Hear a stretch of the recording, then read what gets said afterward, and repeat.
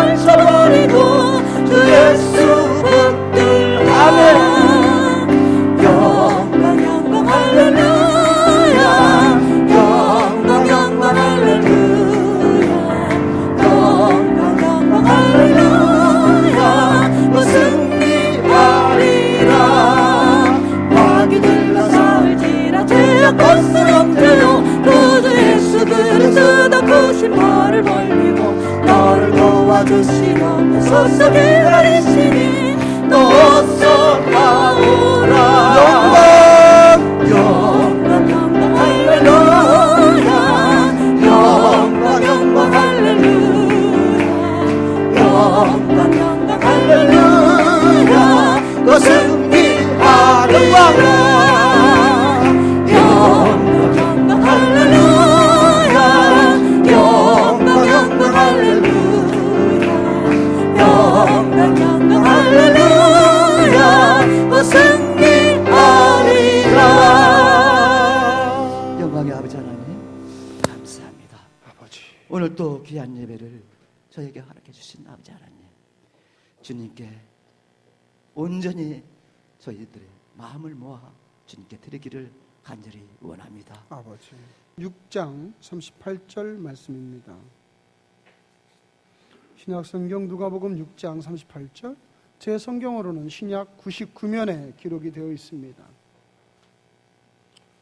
신약 99면에 기록이 되어 있습니다. 6장 38절 한 절 말씀을 우리 같이 한번 합독하시도록 하죠. 시작. 주라, 그리하면 너희에게 줄 것이니 곧 후이되어 누르고 흔들어 넘치도록 하여 너희에게 안겨주리라. 너희가 헤아리는 그 헤아림으로 너희도 헤아림을 도로 받을 것이니라. 아멘.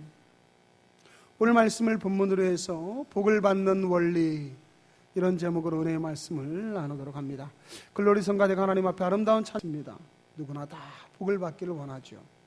그런데 그 복의 개념이라는 것이 내가 복을 쫓아간다고 해서 오는 것이 아니다라는 것이죠. 성경적 복의 개념은 위로부터 하나님이 내려주시는 것이 바로 우리의 복입니다. 하나님께서 주실 때 우리가 복을 받을 수가 있는 것인데, 우리는 어떻게 하나님으로부터 복을 받을 수 있는 것인가? 성경에는 많은 복받는 내용이 나와 있어요. 그런데 모든 여러 가지 원리가 있지만 그 중에 최고의 원리는 바로 오늘의 말씀, 주라, 그리하면 너에게 줄 것이니 곧 후이되어 누르건들어 넘치도록 하여 너에게 안겨주리라는 이 말씀에 들어 있습니다. 혹시 여러분 가운데 이스라엘을 다녀오신 분이 있는지 모르지만은, 저는 이스라엘 성지순례를 다니면서 갈릴리 바다도 가보고 그리고 밑에 있는 사해 바다도 가보았어요. 그런데 갈릴리 바다 가기 전에 사해 바다를 먼저 보았는데, 분명히 차가 평지를 달렸는데 사해 바다 쪽으로 하면서 계속 차가 내려가는 겁니다. 우리가 산으로 올라간 적이 없는데, 보니까 사해 바다는 해저, 즉 해발, 우리가 보통 해 수면과 똑같은 것을 0m라고 한다면 사해 바다는 해 수면보다 아래에 있어요. 수백 미터 아래에 사해 바다가 존재하고 있습니다. 그러니까 사해 바다로 한번 들어온 물은 밖으로 나갈 수가 없어요. 그렇지 않아요? 물이라는 곳은 높은 데에서 낮은 곳으로 흐르는 법인데, 바다보다 더 낮은 곳에 위치하고 있으니 이 바다에 들어온 물은 빠져나가지를 못합니다. 사해바다의 모습인데, 여러분 보다시피 이 사해바다는 보기에는 검프로 보이고 좋아 보이지만 주변에 아무것도 자라나는 것이 없어요. 가보니까 시커먼 진흙덩이만 잔뜩 있는데 그 속에 조개도 없고 물가에 파릇파릇한 조류도 없고, 보통 바다 같은 데 가면 조그만한 개도 돌아다니는 아무런 생명이 없습니다. 그저 시커먼 진흙덩이만 있어가지고 그나마 그 진흙덩이에서 화장품 원료 뽑아내고 사해바다에서 여러 가지 화학 원료 뽑아낸다고 하니까 그나마 쓸모있는 그러한 바다가 되었지, 아무런 생명이 살지 않아요. 생명이 없는 것은 죽음입니다. 그렇지 않습니까? 돈이 아무리 많은들 뭐 하겠어요? 나에게 생명이 있고 기쁨이 넘쳐야죠. 이 사해바다는 왜 이런 바다가 되었습니까? 내어주지를 못하기 때문입니다. 그런데 이제 사해바다를 지나서 그 위로 가니까 이제 갈릴리 바다가 보여집니다. 그 갈릴리 바다는 위에 헐몬산, 이스라엘 가장 북쪽에 있는 헐몬산에서 눈이 녹은 물이 그곳으로 점점 흘러내려와서 여러분과 제가 잘 아는 그 갈릴리 호수로 들어오지요. 게네사렛 호수라고도 하고 디베라 바다라고 하다는 그 갈릴리 바다로 들어오는데, 그곳에 가보니까요 얼마나 주변이 아름다운지 몰라요. 나무가 우거져 있고, 그리고 배가 떠다니면서 그곳에서 고기도 잡고, 주변에 푸르른 그런 풀들도 많아가지고 사람들이 주변에 낚시도 하고, 그곳에 있는 물을 가지고 이스라엘 전역에 생수로 공급을 하고 있습니다. 사해바다로 흘러 들어오는 물은 바로 그 갈릴리 바다로부터 공급받는 물이에요. 갈릴리 바다는 끊임없이 자기의 물을 사해바다 쪽으로 요단강을 통해서 내려보내주지요. 그러나 사해바다는 바다온 물을 하나도 내어주지 못합니다. 끊임없이 그 뜨거운 이스라엘의 열기에 증발만 될 뿐이에요. 그러니까 사해바다는 염분이 농축되어서 이 사해바다로 수영복을 입고 들어갔는데 도저히 물에 빠져 죽을래야 물에 빠져 죽지 않는 바다가 그 바다. 들어가면 튀어나오고 들어가면 튀어나오는 곳입니다. 염분 농도가 20% 넘어요. 보통 일반 바다가 3%, 4% 정도입니다. 여기는 20%가 넘는 염분 농도라서 사람이 가라앉질 않아요. 근데 아주 주의사항이 절대로 눈 같은 데에 이 바닷물이 들어가면 안 됩니다. 눈이 바닷물에 들어가면 눈이 굉장한 염증이 자극이 오고 너무 심하면 실명도 오는 그런 경우도 있습니다. 절대 주의를 시키더라고. 사랑하는 성도 여러분, 내가 가지고 있는 것을 내어주지 않는 것이 좋은 것이 아닙니다. 하나님께서는 우리에게 복을 받는 원리에 대해서 여러 가지 말씀하셨는데, 오늘 이 말씀을 통해서 저나 여러분이 복을 받는 세 가지 원리를 정확하고 분별 있게 그러한 하나님의 은혜를 받는 시간이 되시길 주의 이름으로 축원합니다. 첫 번째로 우리가 알아야 될 것은, 내가 가진 것은 내 것이 아니다라는 것을 아셔야 됩니다. 주님은 우리에게 말씀하시기를, 저와 여러분이 주님의 값주고 사신 것이 되었다라고 말씀하세요. 저나 여러분이 가지고 있는 시간, 내가 가진 물질, 내가 가지고 있는 재능, 여러분이 가지고 경력을 쌓아서 회사에서 돈을 버는 것, 이 모든 것들도 다 주님이 소유하신 것이다라는 겁니다. 주님이 그러한 것에 대해서 가르침을 주신 한 가지 비유가 누가복음 12장에 나옵니다. 누가복음 12장에 보면 한 부자의 이야기를 써놓고 있는데, 주님이 이런 비유를 하셨어요. 한 부자가 있는데 그 밭에 그 해에 아주 소출이 풍성했어요. 보통 때보다 대단히 많은 소출이 나오니까 얼마나 기분이 좋았겠습니까? 심지어 자기가 평소에 쓰던 헛간, 곡식을 저장하는 곡간이 너무 작을 정도였어요. 그러면서 그 부자가 그럽니다. 야, 곡간을 하나 더 새로 짓자. 그래가지고 오늘 이렇게 많이 풍성한 큰 열매를 거기다가 잔뜩 저장해 놓고 내 모든 곡식과 물건을 거기 쌓아두리라. 그러면서 또 말하기를, 또 내가 내 영혼에게 이르되, 영혼아, 열에 쓸 물건을 많이 쌓아두었으니 평안히 쉬고 먹고 마시고 즐거워하자 하리라. 우리가 볼 때는 타당성이 있습니다. 말하자면 우리가 많이 저축해놨으니, 야, 노후는 보장되어 있다. 내가 부동산도 많고 또 타야 될 여러 가지 적금도 많고 여러 가지 그런 우리의 노후에 그런 연금도 나오니, 야, 나는 내 노후는 걱정 없다. 평안히 쉬고 먹고 마시자 하는 것과 똑같다 이 말이에요. 그런데 우리가 그런 말 있죠? 내가 입고 먹는 것만 내 것이다 라는 말 여러분 들어보셨을 겁니다. 내가 아무리 많은 부동산을 가지고 있다 한들, 내가 아무리 많은 재물이, 돈이 통장에 있다 한들, 그거는 은행에 들어가 있는 것이지 내 이름으로 되어 있는 것이지 내게 쓰는 것이 아니다. 내 입으로 들어가고 나서야 그게 내 거예요. 여러분이 걸치고 있는 것이야 그게 여러분 거예요. 여러분이 아무리 많은 돈을 가지고 있다면 그것이 다 내 것이 되는 것이 아니다라는 겁니다. 세상 사람들은 착각하고 있어요. 내 이름으로 되어 있고 내가 이렇게 가지고 있으면 다 내 것인 줄 알죠. 주님이 오늘 뭐라고 말씀하십니까? 이러한 부자에게 대해서 하나님은 이르시되 어리석은 자여 오늘 밤에 네 영혼을 내가 도로 찾으리니 그러면 네 준비한 것이 누구의 것이 되겠느냐? 네가 아무리 먹고 마시며 배를 두드리며 내 영혼아 이제 쉬자 평안하다 하지만 네 영혼이 네 것이냐? 내가 준 것인데 그 영혼을 내가 도로 찾아가면 네 생명을 내가 걷어가 버리면 그 모든 잘 먹고 잘 쉬고 평안히 쉬고 놀지 않은 그 재물은 누가 쓰겠느냐 이 말이에요. 그 사람이 쓰겠어요? 아무것도 못 씁니다. 주님이 우리에게 가르침을 주시기를 자기를 위하여 재물을 쌓아두고 하나님께 대하여 부여하지 못한 자가 이와 같으니라. 사랑하는 성도 여러분, 오늘날 우리는 얼마나 많은 저축을 하고 얼마나 많이 적금도 들고 얼마나 많이 보험도 들고 얼마나 많은 부동산을 준비하려 합니까? 갈수록 사람들의 수명이 높아지고 수명이 길어지니까 우리는 더 많은 돈을 준비해야 된다고 모든 매스컴에서 난립니다. 그렇다고 해서 우리가 수명이 늘어나는 것은 평균적 수명이지 그 수명대로 다 사는 자가 있겠습니까? 올 때는 우리가 다 주민등록번호 순서대로 오지만은 갈 때는 우리가 주민등록번호 순서가 없습니다. 이번 주에 제가 제주도에 출장을 갔다 왔는데 우리가 선교하고 제가 그쪽 지원하는 우리 열방교수회라는 중국의 신학교가 있어요. 그 생원신학교라는 곳에 한국의 교수 출신들이 모여서 1년 동안 계속 돌아가면서 한 주씩 가서 무료로 강의를 해주는 그러한 선교회입니다. 이번에 졸업생들이 우리가 이제 돈을 좀 조금씩 지원해가 교수님들이 지원해서 그 가난한 신학생들이 한국에 여행을 왔어요.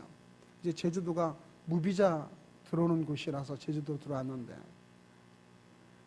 그곳에 온 학생들이 얼마나 가난한지 몰라요. 지금도 중국이 잘 산다 하지만 빈부격차가 대단히 심하고 또 하나님 앞에 헌신한 그런 학생들은 가진 것이 없어요, 별로. 그래서 우리들이 이제 그 교수님들이 모여서 그런 선교회를 조직해서 그들을 지원하고 그들을 양성해서 앞으로 그들이 중국을 복음화시키도록 그렇게 하고 있습니다. 그런데 그러한 투자, 그러한 선교를 드리고 그러한 비용을 드리는 것이 참 모든 것이 하나님의 영광을 위한 일이지 우리의 기쁨이나 내가 잘 먹고 잘 살고 하자는 것이 전혀 아니죠. 그런데 그 중에 한 목사님 한 분의 전화가 왔는데 그 목사님의 동기 목사님 한 분이 소화가 안 되고 여러 가지 몸이 좀 불편해서 병원에 가서 예약을 해서 진료를 받았더니 큰 병원으로 가라 해서 큰 병원 가서 진료를 받았더니 담낭암이 퍼졌는데 온몸에 다 퍼졌으니까 수요일날 가서 병원에 예약하고 검사했는데 토요일날 퇴원하라고 그러더래요. 대책이 없다. 어디 하나 손 쓸 데가 없으니까 퇴원하시라고 그러더래요. 그 소리를 듣고 그 목사님이 굉장히 가슴이 아파하시더라고요. 그렇게 건강하시고 사역 잘하셨던 분이 어떻게 하루아침에 이러한 선고를 받는가?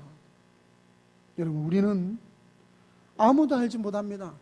저나 여러분이 나의 미래를 위해서, 내 기쁨을 위해서, 내 영광을 위해서, 나의 욕망을 위해서 쌓아놓은 모든 것은 내 것이 될 수 없습니다.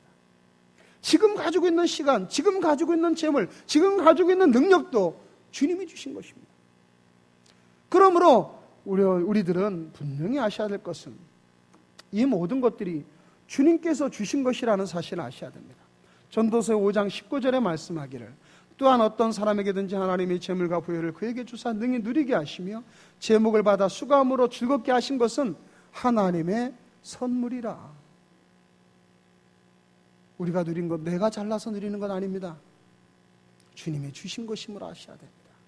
내가 가지고 있는 건강도, 내가 지금 누리고 있는 시간도 주님이 주셔서 나에게 시간이 있는 겁니다.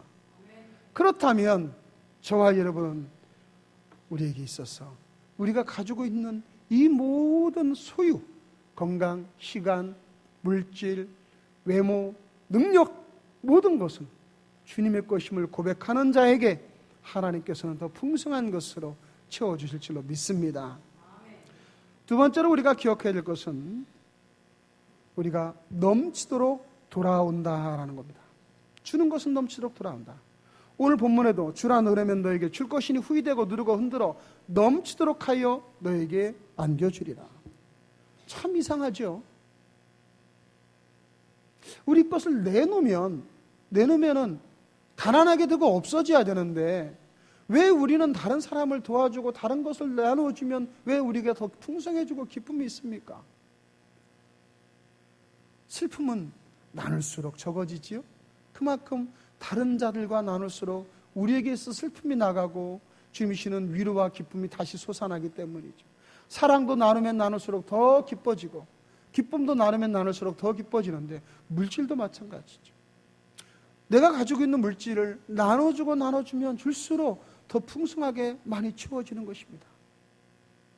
이번에 그 생원신학교 학생들과 교수들이 같이 모여서 생활한 곳은 호텔도 아니고 그곳에 있는 조그마한 농장에 그러한 딸린 교회였습니다. 그 교회의 소유주가 누가 교회를 세우느냐? 부산에 있는 한 장로 목사님께서 모든 그 제주에 오시는 그러한 분들을 위해서 세워놓으신 그러한 선교 센터예요. 거기서 이제 숙박할 수 있는 장소도 만들어 놓고 예배 드릴 수 있는 예배 처소도 만들어 놓고 거기서 오신 분들에게 그저 대접하는 겁니다. 그래서 이번에 학생들도 그곳에 머물면서 우리 교수들도 머물면서 목사님들과 같이 교제도 나누고 또 제주도도 구경도 시켜주고 예배도 드리고 강의도 하고 그분이 장로님이신데 그렇게 좋은 일을 많이 하신 개척교회에 어렵고 곤고하고 힘들었을 때 수천만 원씩 수백만 원씩을 그분은 지원하고 그렇게 들어오는 대로 많이 쓰신대요. 거기 계신 분이 관리하신 분인데 우리 이사장님 장로님은 도대체 쓰는 걸 좋아하시는 분이십니다.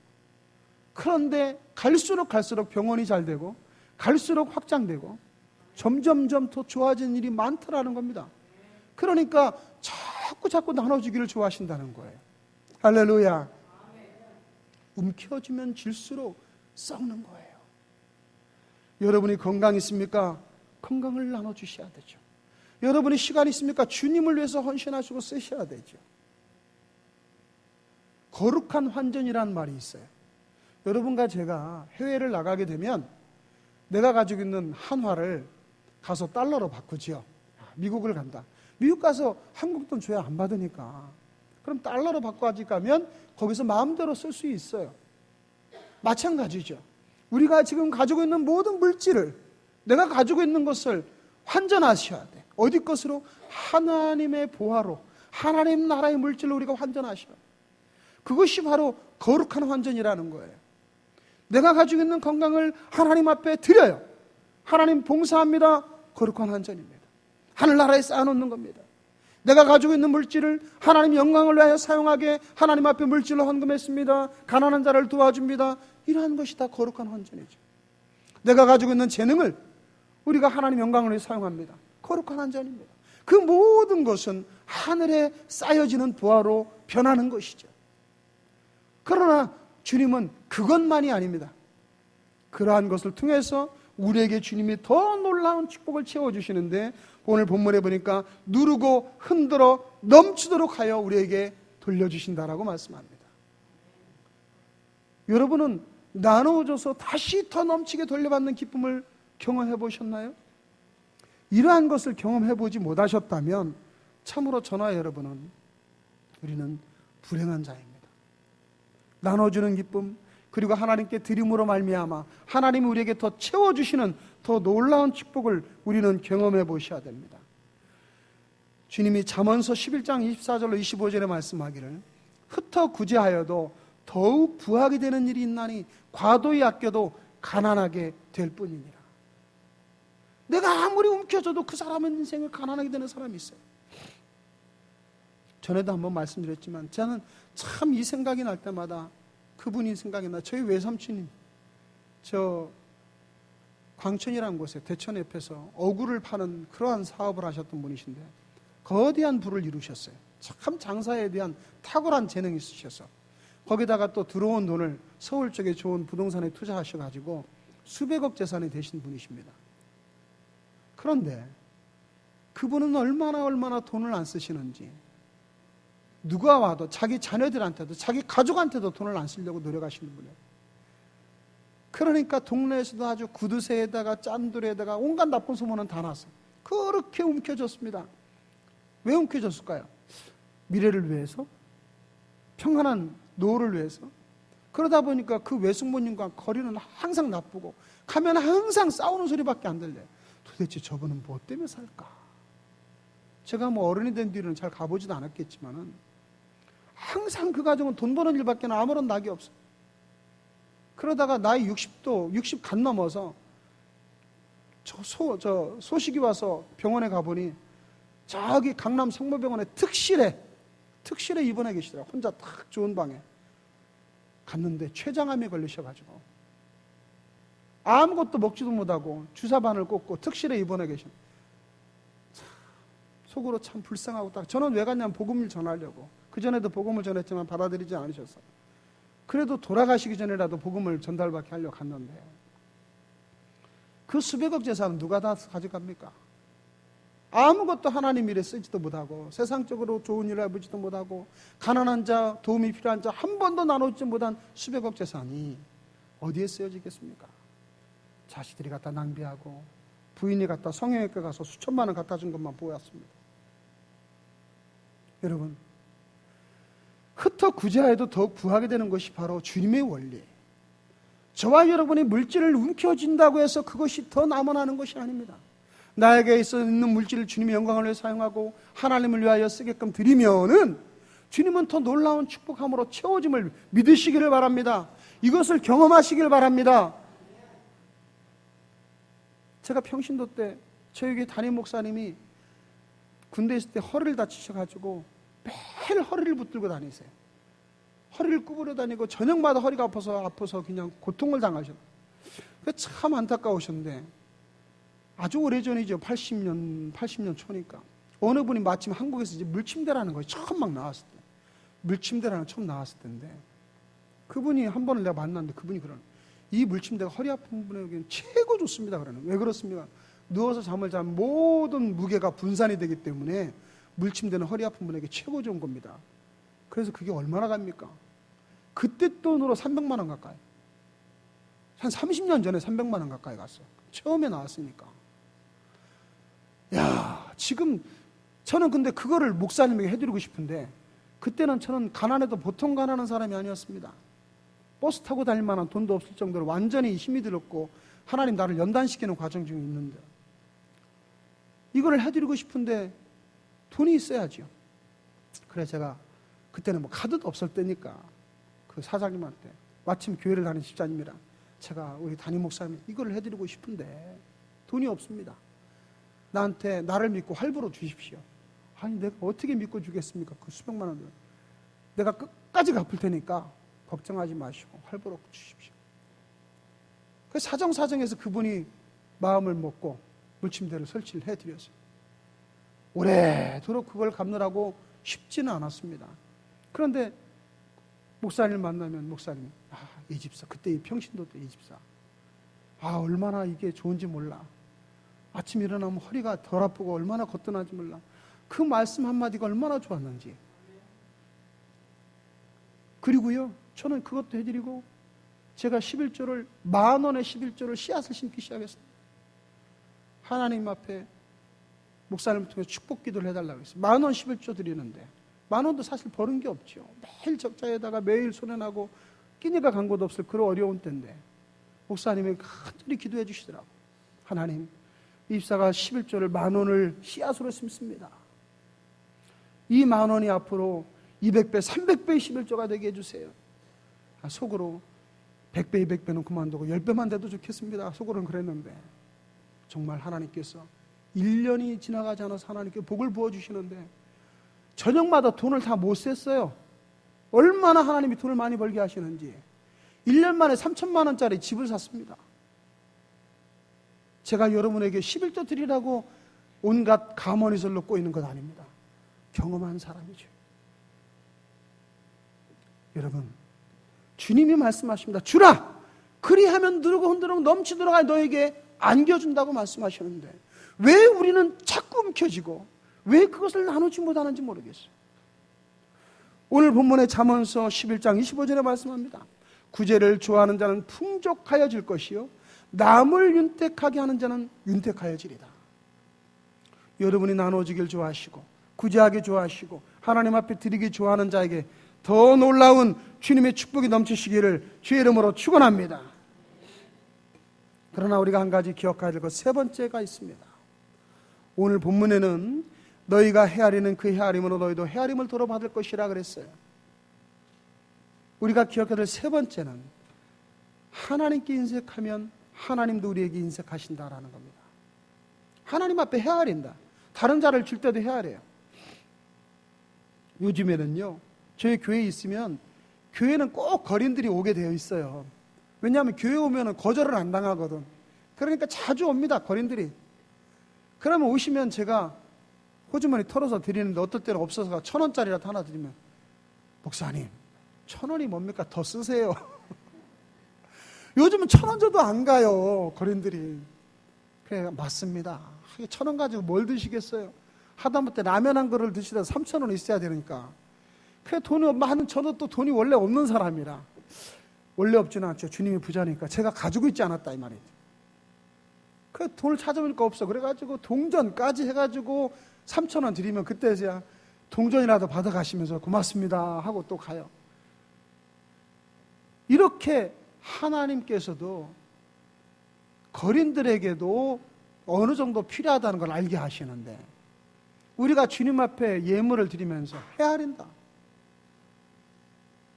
여러분과 제가 하나님 앞에요, 어떻게 예물을 드리는지 우리는 한번 우리의 모습을 잘 살펴볼 줄 아셔야 됩니다.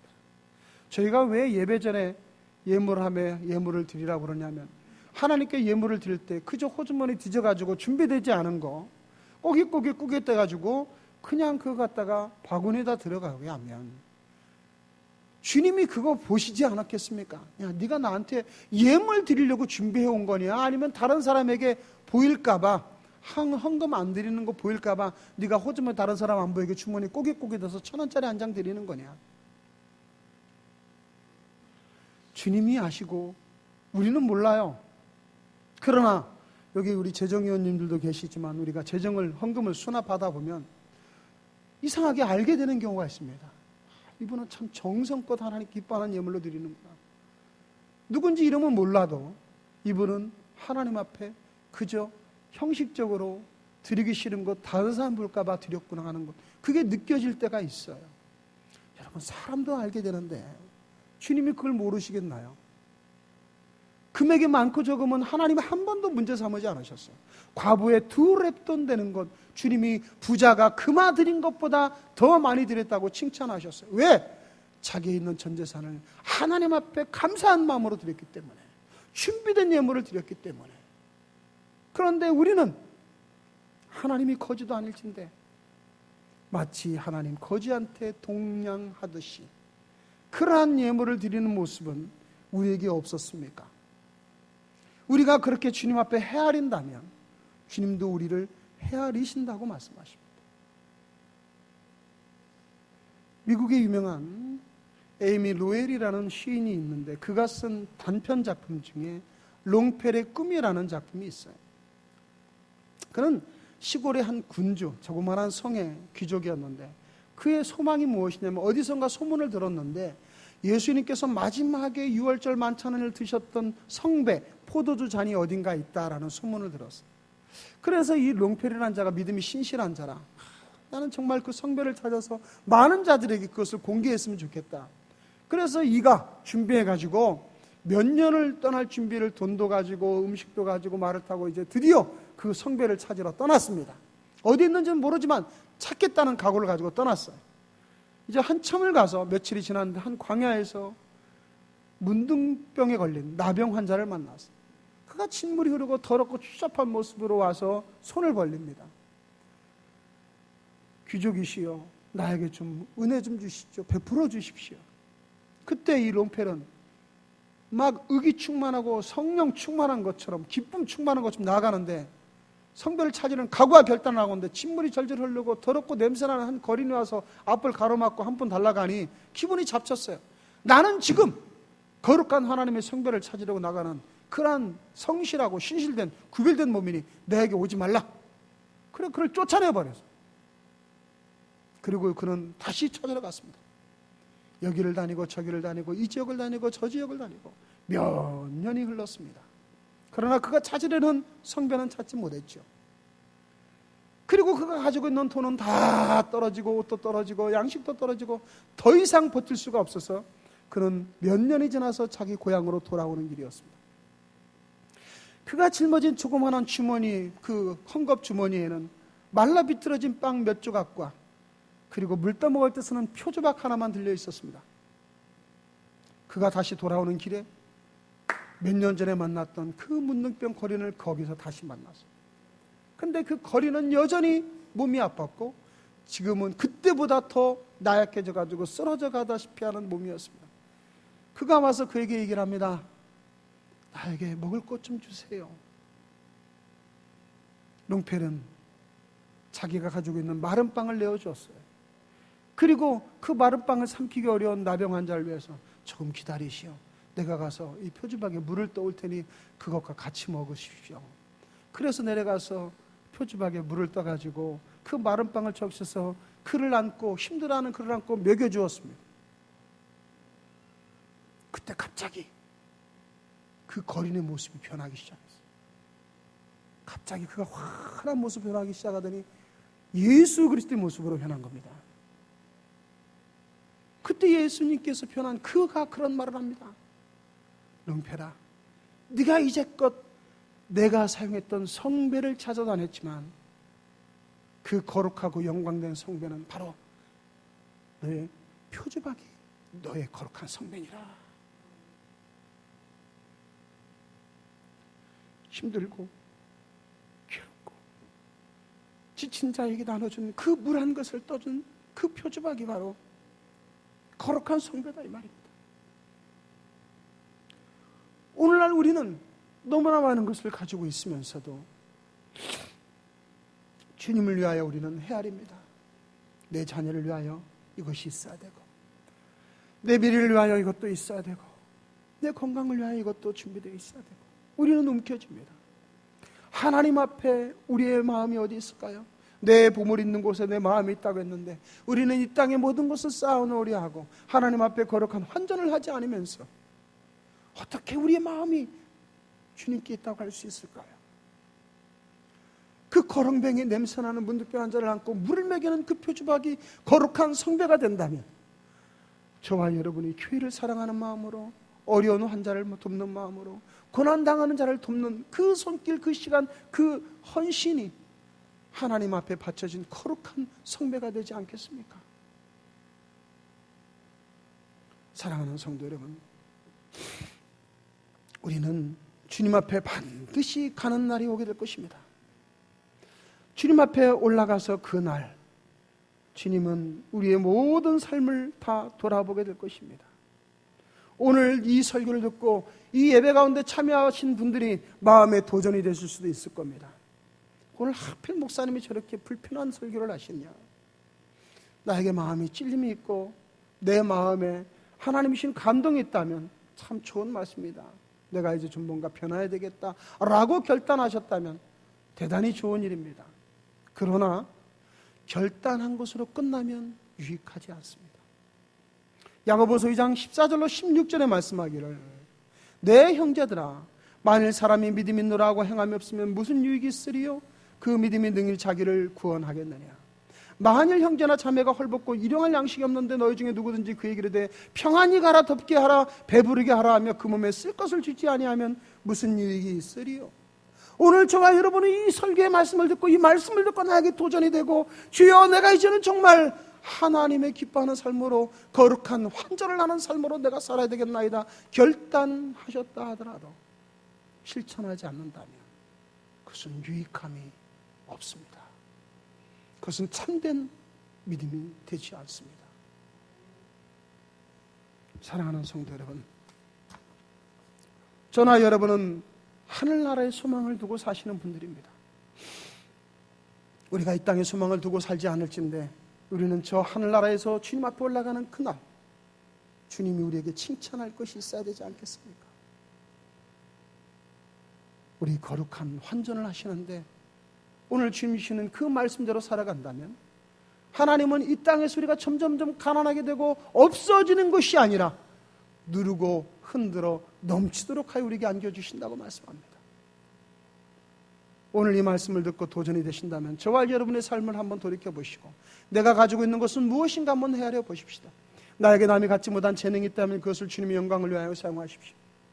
나에게 다른 사람이 갖지 못한 시간이 여유가 있다면 그것 또한 주님의 영광을 위하여 사용하십시오. 내가 누리고 있는 물질이 있다면 그것은 주님이 나에게 물질 얻을 능을 주신 것이기 때문에 그것 또한 우리는 주님을 위하여 사용할 줄 아셔야 됩니다. 우리의 모든 삶 속에 주라 그리하면 누르고 늘어 넘치도록 너에게 안겨주리라는 주님의 복의 약속이 오늘 이 예배에 참여한 하나님의 사랑하는 모든 분들에게 넘치게 임하시기를 주의 이름으로 축원합니다. 기도합니다. 모든 것이 한 냄비 안에 다 녹아 들어갔다는 뜻이에요. 이것도 넣고 저것도 넣고 잡탕 만들죠. 보통 요리 잘 하지 못하는 우리 남성 동지들이 어쩌다가 아내가 어디 가면 아빠 보고 찌개 끓여달라고 하면 냉장고에서 꺼내가지고 있는 거 없는 거 다 갖다 집어넣어 버려가지고 같이 끓여. 그래서 저는 이제 잡탕찌개를 많이 끓이는데 정체불명이지만 하여간 맛은 있어요. 이것저것 다 들어가는 게 참 맛이 나는데 말이죠. 멜트팟은 미국에는 모든 민족이 다 와 있어요. 뉴욕에 가보니까요. 세상에 저 아랍 사람들, 택시 기사들 왜 이렇게 아랍 사람이 많아? 택시 기사들도 아랍 사람들, 중앙아시아 사람들, 저 밑에 호주 사람들, 저 러시아 사람들. 나는 러시아 사람이 소련 사람이 미국에는 없을 줄 알았어요. 왜? 옛날에 미국하고 소련하고 냉전이었으니까. 근데 그렇게 또 러시아 사람도 많죠. 일본 사람도 많죠. 한국 사람 많죠. 중국 사람 많죠. 전 세계 인구가 다 모여 있어요. 다 모여요. 그런데 그 안에서 미국이라는 하나의 나라를 만들어가고 있단 말이죠. 그래서 그 모여있는 각자의 개성 있는 사람들이 모여서 하나의 나라를 만들어가는 그 나라가 오히려 세계에서 가장 강한 나라가 될 수 있는 것입니다. 하나의 혈통만 고집하고 우리는 섞이지 않는다라고만 고집해서 되는 일이 아니죠. 제가 미국에 있을 때 한 목사님 집에, 미국 목사님 집에 초청을 받아서 갔는데 저녁에 대해서 이제 자라고 그래서 저에게 재워주는데 이불을 주는데 왜 누더기 같은 이불을 주는 거예요? 누더기 같은 이불을. 속으로 한참 기분이 나쁘죠. 갑자기. 참나. 줄 게 없어가 무슨 누더기 같은 이불을 주냐. 저는 몰랐어요. 미국 문화를 몰랐는데 그게 이제 미국의 퀼트 이불, 퀼트 공예가 굉장히 발달했어요. 이불을 쪼각쪼각 모아가지고 그 이쁜 이제 말하는 공예를 만드는 저한테 이제 손님이라고 제일 좋은 거 준 거예요. 그게 그 퀼트를 하면 잘 모르니까 제가 한번 보여드립니다. 네. 이런 겁니다. 이거 여러분 보시기에는 좋아 보여요? 네, 참 이상하네. 이게 좋아 보여. 저는 왜 누더기 이불을 주느냐고 속으로 얼마나 서운했는지 몰라요. 할머니 때부터 내려오는 집안에 가보래요.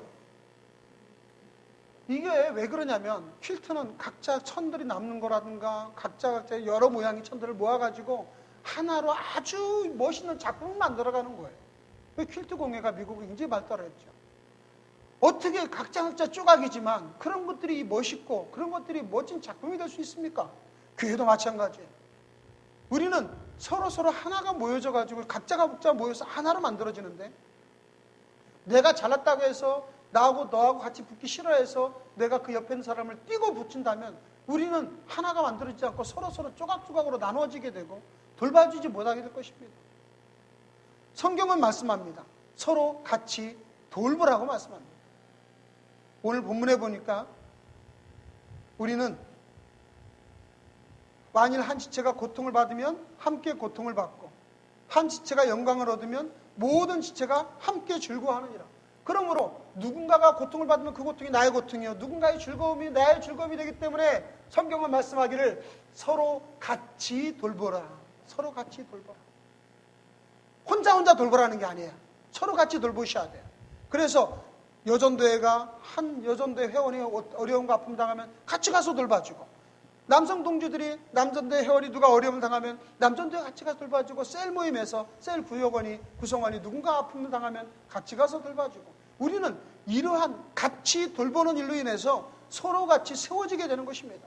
교회에서 우리가 화요일마다 중보기도회를 하는데 이 중보기도회는 도곡기도라고 해요. 도곡 기도원도 아니요 도곡 온천도 아니고 도구는 서로 도와준단 말이죠. 도와서 세워주는 거예요. 이렇게 도와서 세워주는 도구 기도를 왜 해야 되느냐? 중보 기도를 왜 해야 되냐면 그 사람의 아픔이 나의 아픔이 되기 때문이에요. 그 사람의 쓰러짐이 나의 쓰러짐이 될 수 있기 때문이에요. 저 사람의 문제가 내 문제가 되기 때문이에요. 그래서 우리가 그 사람의 문제를 위해서, 그 사람의 세워짐을 위해서 기도하는 것은 곧 나를 위한 기도가 되는 것입니다. 사랑하는 성도 여러분, 그러므로 우리는 교회 안에서 각 지체가 한 몸이라는 이 말씀이 결코 저와 여러분에게 그저 형이상학적으로 추상적으로 하는 말씀이 아니다. 이것은 분명한 영적으로 우리가 하나로 매여져 있다는 사실을 주님이 아주 여러 번 우리에게 강조하시고, 로마서에, 고린도서에, 에베소서에 여러 번 말씀하시고, 그런데 우리는 오늘날 교회가 이러한 하나님의 가르침을 잘 이해하지 못하고, 아니 듣기 싫어해서 성도 간의 아픔이나 성도 간에 서로 돌보는 일에 대하여 우리는 게으르고 싫어하고 나 중심으로 사는 그런 믿음 생활을 한단 말이죠. 그것은 건강하지 못한 신앙생활입니다. 결국 내가 그것이 나만 잘 되는 것이고 그것이 나에게 유익이 할 것 같지만 절대로 유익이 되지 않습니다. 그러므로 사랑하는 성도 여러분, 우리 아가페 교회는 지금 딱 좋을 때 아니에요? 성도가 서로 많지도 않고 서로 적당하게 서로 교제도 나눌 수 있는 그러한 때입니다. 저는 분명히 우리 교회는 앞으로 하나님께서 주시는 사명이 있기 때문에 더 많이 성장할 것을 믿고 기도해 나가고 있습니다. 하나님께 앞으로 더 많은 기회를 줄 줄로 믿습니다. 그러나 우리가 지금 서로 교류가 없고 우리가 지금 소통이 없으면 우리는 건강하지 못한 몸을 가지고 자라나게 될 것입니다. 건강하지 못한 몸이 자라나면 장애만 할 뿐이에요. 그러므로 우리 성도님들 모두가 서로가 서로를 이해해주고 서로를 세워주고 서로 같이 돌봐주는 아름다운 마음으로 섬겨 나갈 때 우리 아가페 교회는 이제 주님이 주시는 놀라운 하늘나라의 생명의 신비함을 많은 자들에게 나눠주는 복된 교회가 될 줄로 믿습니다. 우리가 이 일에 같이 동력하고 합력하여서 하나님의 나라를 이루어 나가시기를 주의 이름으로 축원합니다. 기도하시겠습니다. 거룩한다 그랬어요. 아무리 사랑의 마음으로 얘기해도 사랑의 다구침, 사랑의 그러한 폐역한 말은 없어요. 내가 말 시커내놓고 당신을 사랑하기 때문에 이렇게 말한다. 그런 거 없습니다. 언어 폭력이라는 말이 있지 않습니까? 주먹으로 때려서 폭력이 아니에요. 사람은 말로 얼마나 상처받는지 몰라요. 절대로 상대에게 상처받는 말을 해서는 안 되는 겁니다. 온순한 여는 생명을 살리지만 폐역한 여, 여기 폐역한 여는 상처 주고 화내고 징계하고 질책하는 말이, 그런 것은 상대의 마음을 상하게 하는 일입니다. 세 번째, 또 눈은 허물을 보지 말고 입은 실수를 말하지 말라. 우리가 실수 없는 사람이 어디 있겠어요? 왜 이렇게 다른 사람